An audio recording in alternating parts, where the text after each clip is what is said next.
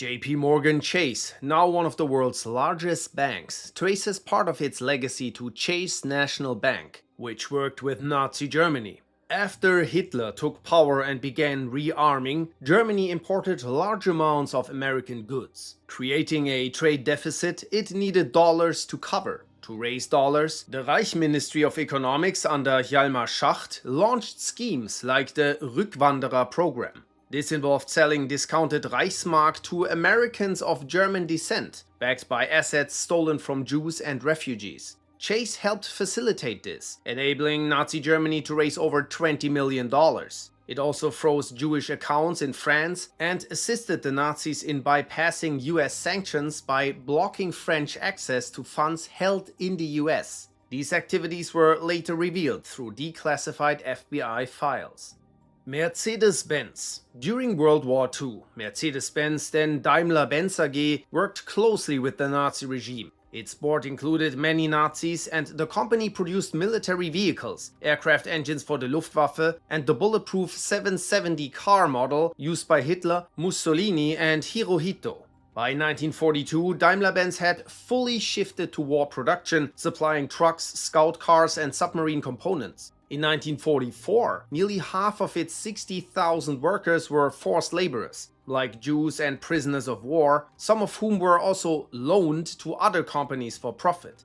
Post-war, it was denazified and permitted to resume production under American oversight. In 1988, the company contributed $12 million to a reparations fund for Nazi-era forced laborers. Adidas was founded in 1924 by Adolf Adi Dassler, later joined by his brother Rudolf, both becoming early members of the Nazi Party. Adolf took on a leadership role in the Hitler Youth until the war's end. During World War II, their factory shifted to supplying footwear for the Wehrmacht. By 1943, the facility ceased all shoe production and was repurposed to manufacture anti-tank weapons for the Nazi military using forced labor. The Dassler factory was nearly destroyed by advancing US forces in 1945, but was spared after Adi's wife convinced the soldiers that they were only making shoes. Ironically, occupying American troops went on to become some of the company's first major post-war customers. The brothers split in 1947 over disputes, with Adolf taking over Adidas and Rudolf creating Ruda, which later became Puma, sparking a bitter rivalry. L'Oreal, now the world's largest cosmetics company, has roots tied to Nazi collaboration. Founder Eugène Schuller, grandfather of current heiress Françoise Bettencourt-Meyers, was a known anti-Semite and supporter of the violent fascist group La Cagoule. He financed the group, hosted meetings at L'Oreal HQ, and was linked to their crimes, including synagogue bombings and political assassinations. Schuller also partnered with German firm Druckfarben through his Valentin paint company to supply the German Navy. From 1940 to 43, his income rose nearly tenfold. He collaborated with Nazi officials like SS commander Helmut Knochen and was involved in the deportation of French Jews and execution of resistance fighters. Though later charged with collaboration, Schuller was never convicted. After the war, L'Oreal hired several La Cagoule members, including Jacques Corrèze, who became CEO of L'Oreal USA.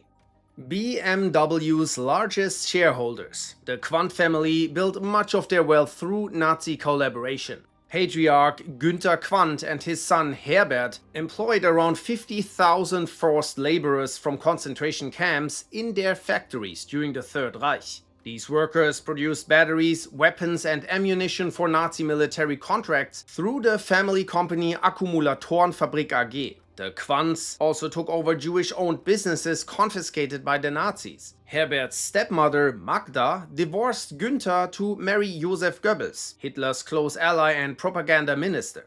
After the war, the Quandts became major shareholders in BMW, which itself had supplied the Nazi military with arms and aircraft engines using slave labor from Dachau.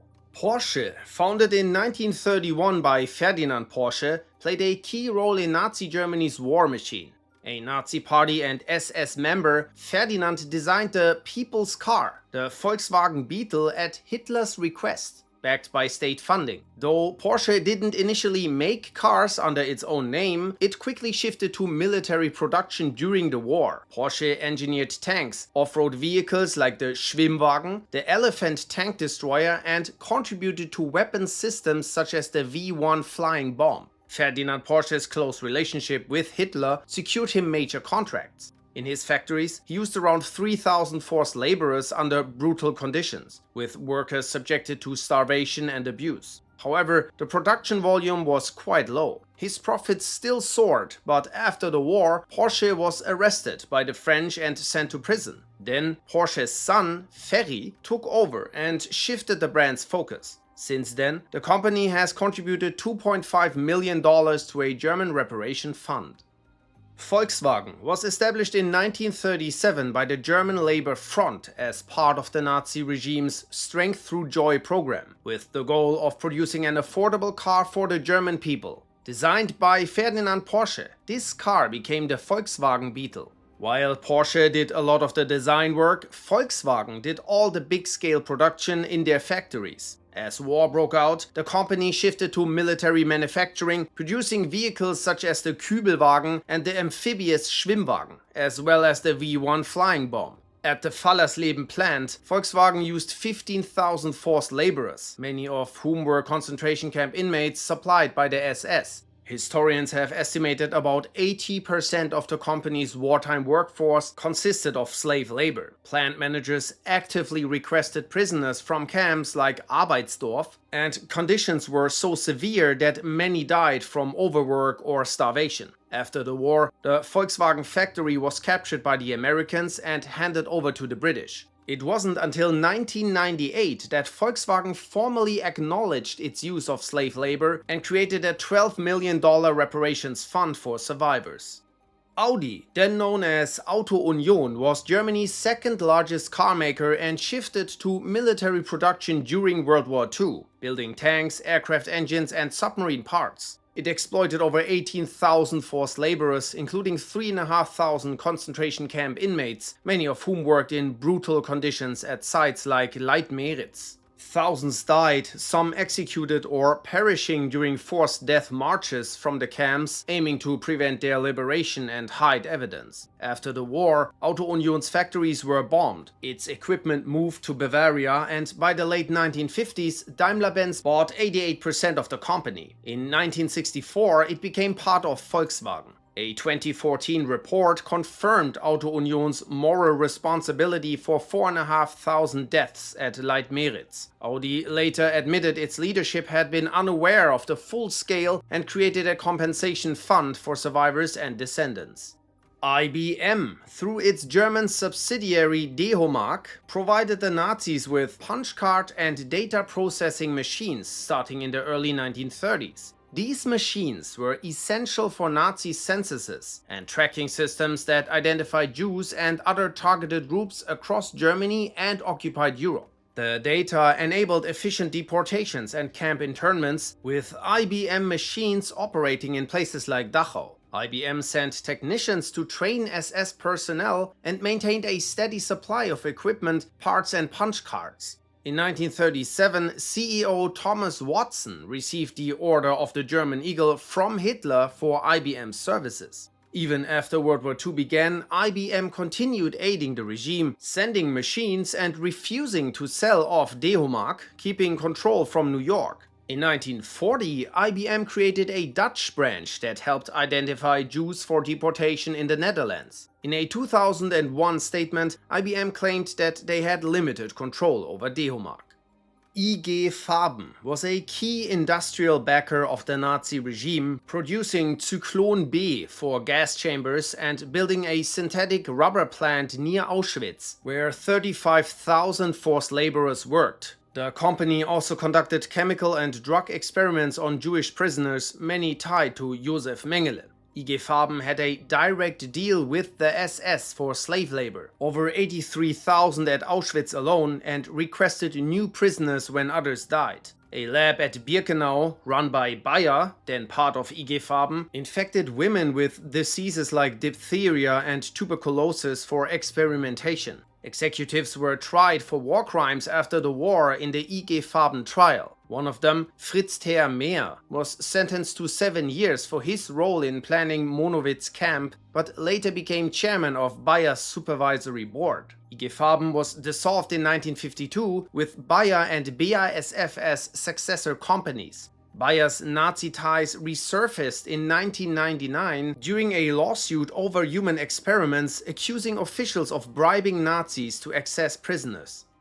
Kodak, an American company, maintained its operations across Europe during World War II, including in Nazi Germany. Its German subsidiary Kodak AG was placed under the control of trustees to ensure it could continue functioning even if hostilities broke out between Germany and the US. During the war, Kodak produced fuses, detonators and triggers, using slave labor at its Stuttgart and Berlin-Köpenick plants. Factories in Nazi-occupied France also supported the German war effort. While Kodak's headquarters in New York didn't appear to directly control its German operations, it maintained full control over subsidiaries in neutral countries like Switzerland, Spain and Portugal, nations that continued trading with Nazi Germany. Goods produced in German territory were funneled through these neutral countries and imported into the US. One of Hitler's close economic advisors, Wilhelm Kepler, had strong ties to Kodak and other US firms. Despite these collaborations, Kodak faced no penalties during or after the war.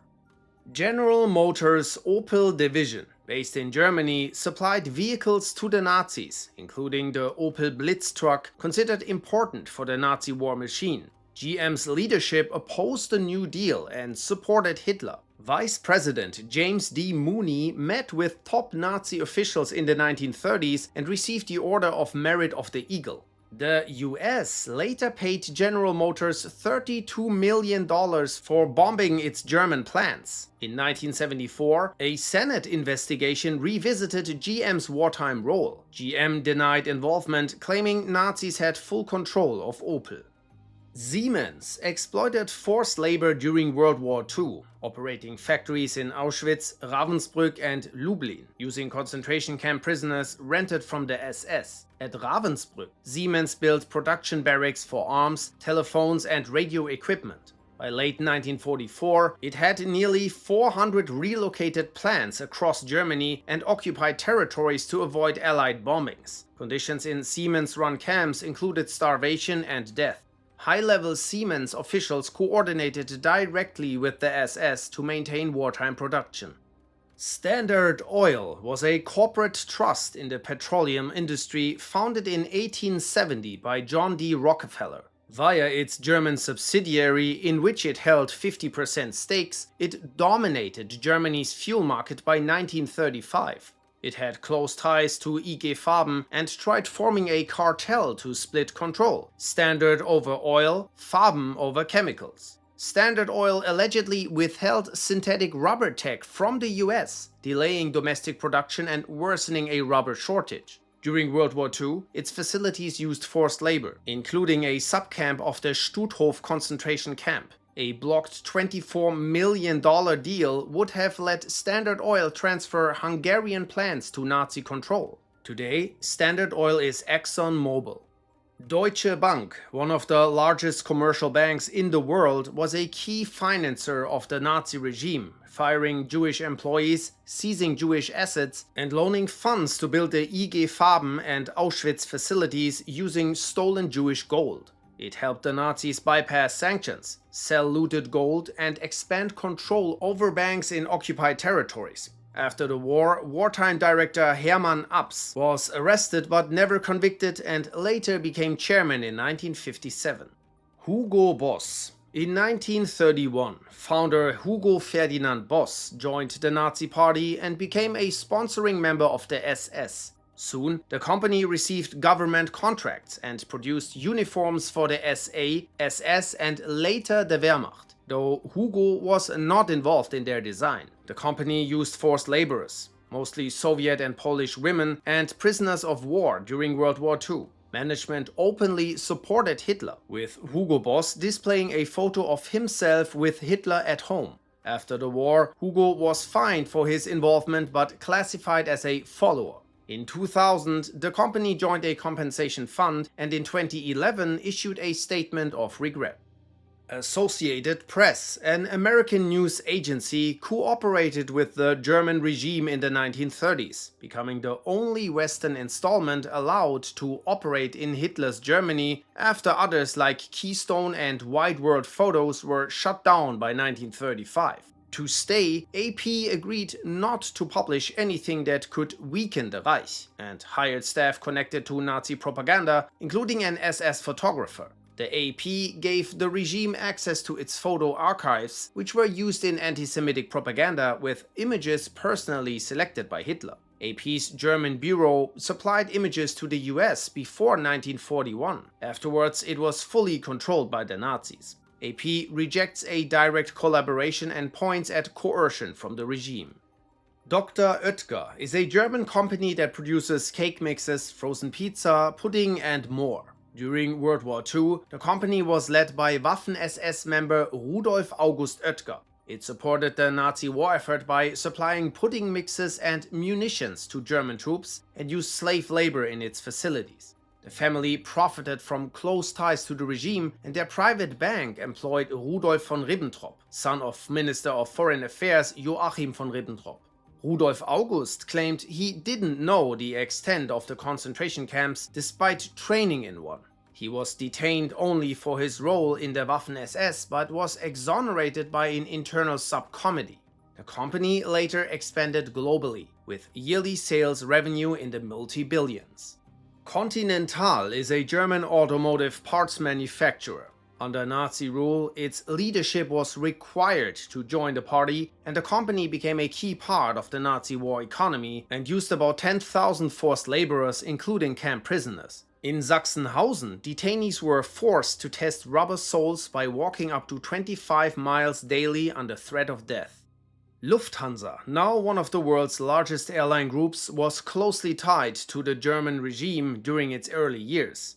In 1932, it provided Hitler with a free campaign aircraft, helping the Nazis gain a propaganda edge through faster travel. Erhard Milch, Lufthansa's head and Nazi Party member, was later appointed by Göring to lead the aviation ministry and was convicted of war crimes.